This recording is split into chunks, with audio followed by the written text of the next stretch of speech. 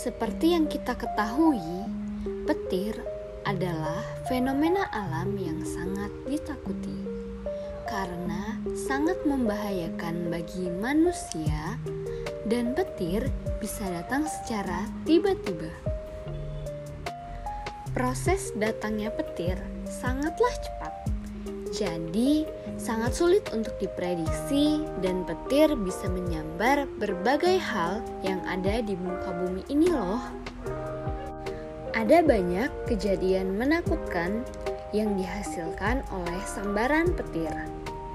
Nah, penangkal petir memiliki peranan penting untuk mencegah hadirnya petir dan menjaga keselamatan. Muatan listrik yang memiliki kutub positif akan memiliki resiko kerusakan tinggi di bumi. Dan penangkal petir menjadi salah satu penerapan hukum Coulomb dalam kehidupan sehari-hari. Nah, untuk mengetahui lebih lanjut, simak video berikut ini ya. Assalamualaikum warahmatullahi wabarakatuh. Tapi pun, hai teman-teman, apa kabarnya nih hari ini? Semoga teman-teman dalam keadaan sehat selalu ya. Berjumpa lagi dengan saya, Arsy Fitri Mulia. Di sini kita akan bersama-sama mempelajari mengenai hukum Coulomb. Nah, sebelum kita mempelajari hukum Coulomb, marilah kita berdoa agar materi yang kita pelajari hari ini dapat bermanfaat bagi kita semua. Berdoa dimulai. Allahumma aftah alaina hikmataka wa ishur alaina min khazaini rahmatika ya arhamar rahimin. Berdoa selesai. Nah, untuk mengetahui lebih lanjut tentang hukum Coulomb, simak penjelasan berikut ini ya.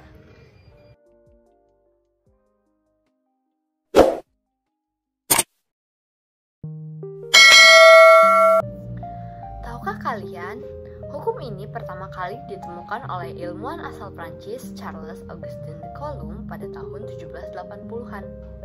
Dalam penelitiannya, Coulomb menggunakan neraca torsi untuk mengetahui besarnya gaya yang bekerja pada dua objek yang memiliki muatan listrik. Hasilnya, ia menemukan suatu teori listrik statis yang diberi nama hukum Coulomb. Selain diabadikan menjadi nama hukum, Coulomb juga diabadikan sebagai muatan listrik, yaitu Coulomb atau C besar. Pengertian hukum Coulomb.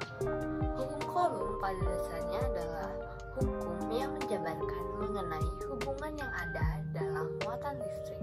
Seperti yang kita ketahui, muatan listrik dibagi menjadi dua jenis, yaitu muatan listrik positif dan muatan listrik negatif.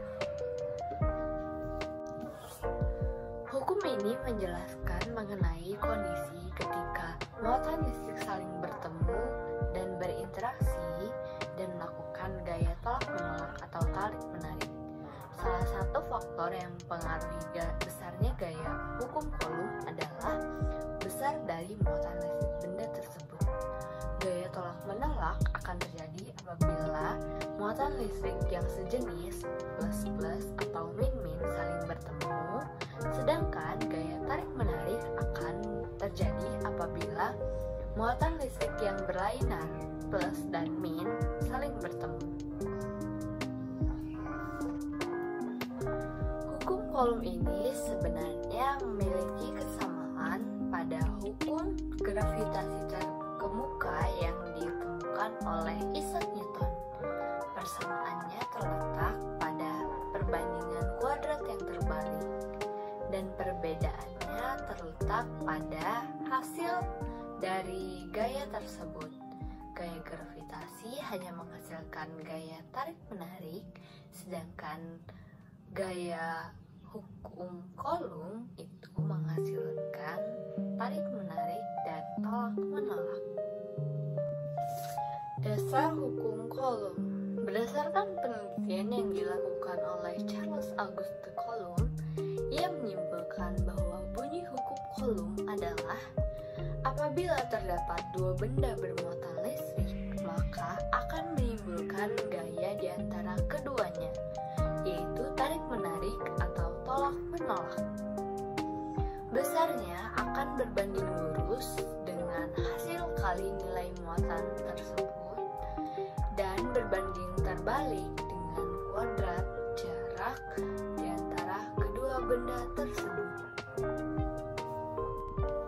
Seperti yang dijelaskan sebelumnya, saat dua benda bermuatan listrik yang sejenis atau plus-plus dan min-min akan menimbulkan gaya tolak-menolak, sedangkan benda yang bermuatan min dan plus akan tarik-menarik.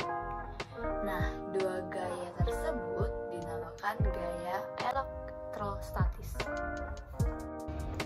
Konsep pengembangan hukum Coulomb. Coulomb mulai mengembangkan penelitian mengenai listrik dengan menyelidiki lebih lanjut mengenai hukum tolakan listrik yang ditemukan oleh Joseph Priestley. Lalu, pada tahun 1768, dengan menggunakan torsion balance, Coulomb mulai mengotak-atik dan mengecek interaksi dari dua benda bermuatan. Dari sana, dia mulai mengetahui bahwa terdapat karakteristik tertentu dari dua benda yang bermuatan.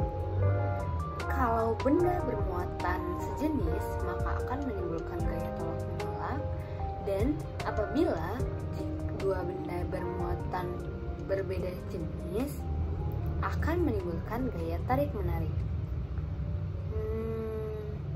Mirip seperti apa ya? Ada yang tahu tidak? Benar sekali, seperti magnet. Tidak hanya sifat dari gaya yang muncul, Coulomb juga mencoba mengubah variabel-variabel yang ada.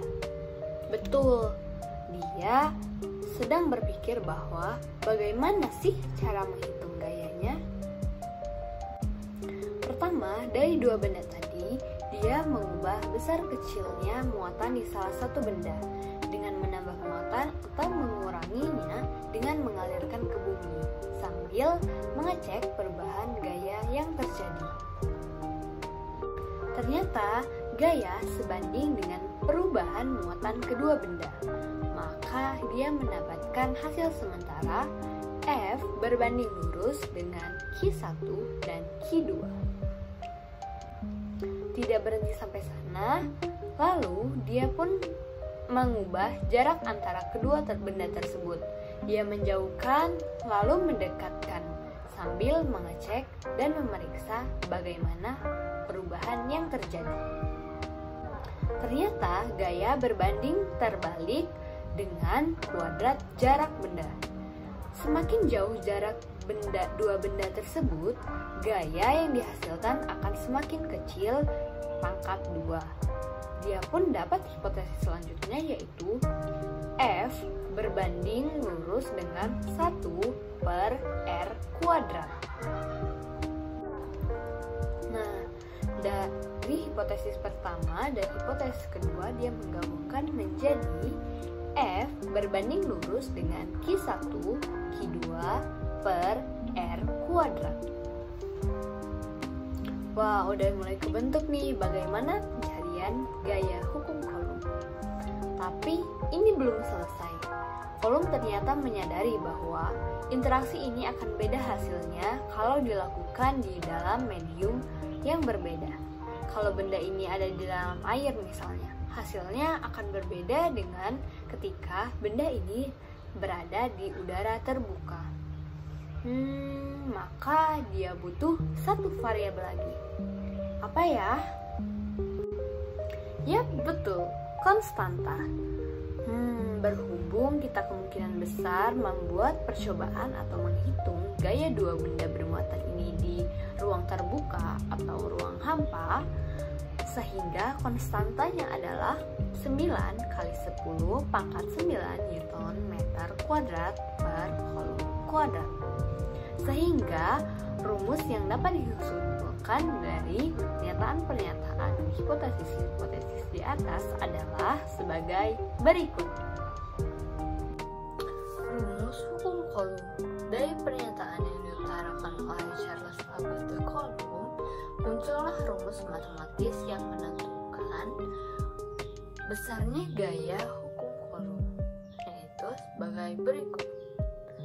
F sama dengan konstanta Q1, Q2 per R kuadrat, dengan F sama dengan gaya Coulomb, K sama dengan konstanta Coulomb, Q1 sama dengan besar muatan benda 1, Q2 besar muatan benda 2, dan R adalah jarak antara muatan.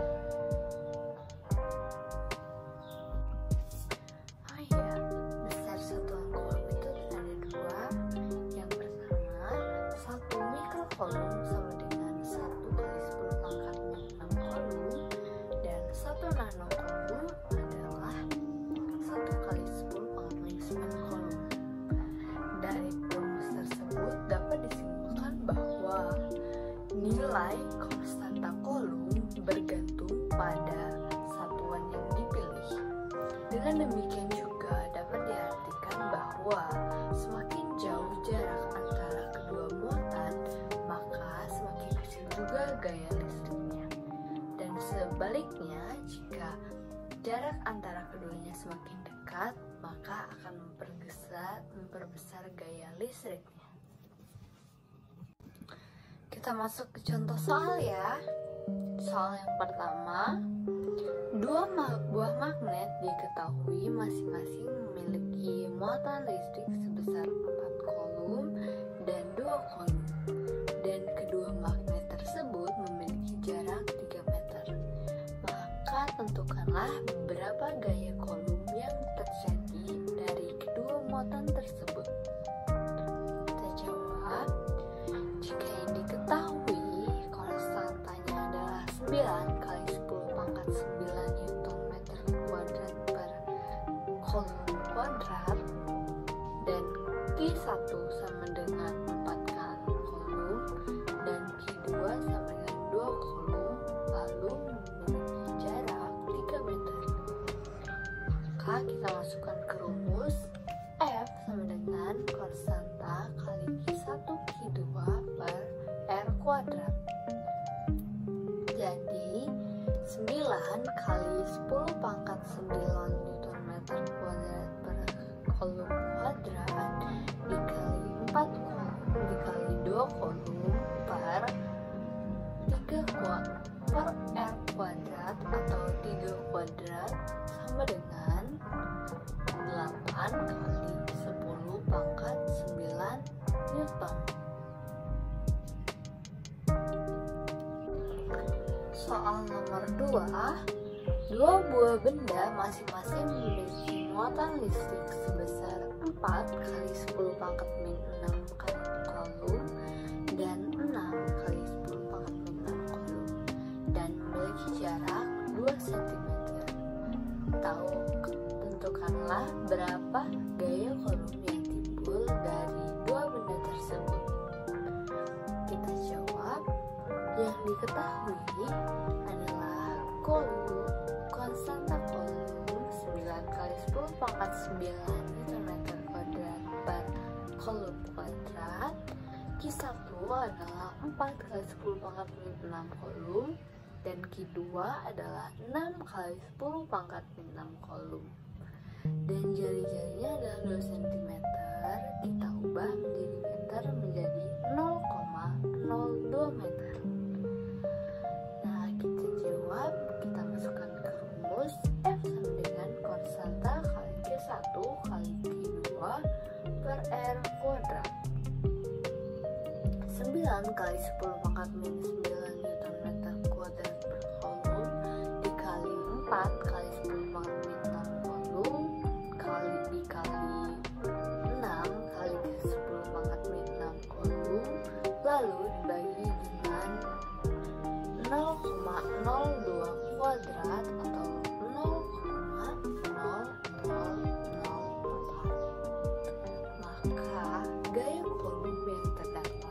pada dua benda tersebut adalah 540 Newton. Nah, ketika kita sudah mencoba menjawab dua contoh soal di atas, kita coba jawab soal berikut ini ya, dengan pause video ini, lalu kamu coba uji kemampuanmu dengan menjawab soal berikut ini.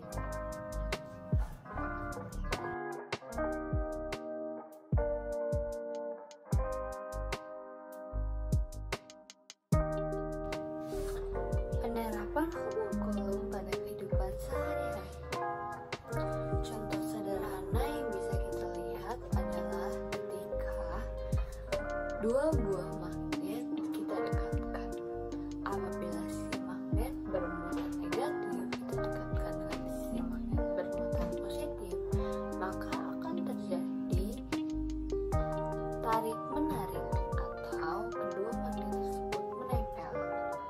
Sebaliknya, jika kita dekatkan benda atau magnet bermuatan negatif dengan yang sisi bermuatan negatif, maka akan terjadi penolakan. Contoh lainnya adalah penerapan dari penangkal petir yang biasanya ada di rumah-rumah.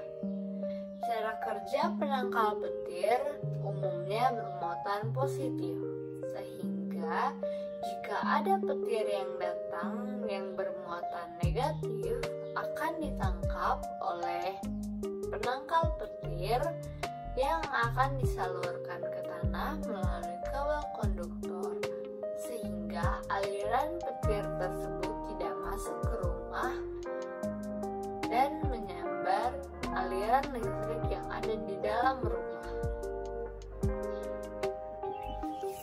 Nah, sekian adalah penerapan dari hukum Coulomb. Oh iya, teman-teman, bagaimana pertanyaan terakhir tadi sudah terjawab bukan? Benar sekali, jawabannya adalah 450 Newton. Kesimpulan yang dapat kita ambil dari materi hari ini adalah hukum Coulomb menyatakan bahwa gaya dua benda bermuatan berbanding lurus dengan hasil kali kedua muatan dan berbanding terbalik dengan jarak antara kedua benda tersebut. Nah, ternyata fisika itu dekat banget ya sama kita. Dan fisika itu mudah dan menyenangkan. Sekian materi dari hukum Coulomb yang dapat saya jelaskan. Semoga teman-teman dapat memahaminya dan bermanfaat bagi kita semuanya ya. Jangan lupa untuk terus belajar dan membaca buku-buku tentang hukum Coulomb. Baiklah, sekian dari saya. Saya Arsyudri Mulia, mohon maaf atas kesalahan yang terjadi atau kesalahan dalam ucapan kata dan perilaku saya secara tidak sengaja. Saya akhiri, wassalamualaikum warahmatullahi wabarakatuh. Sampai jumpa.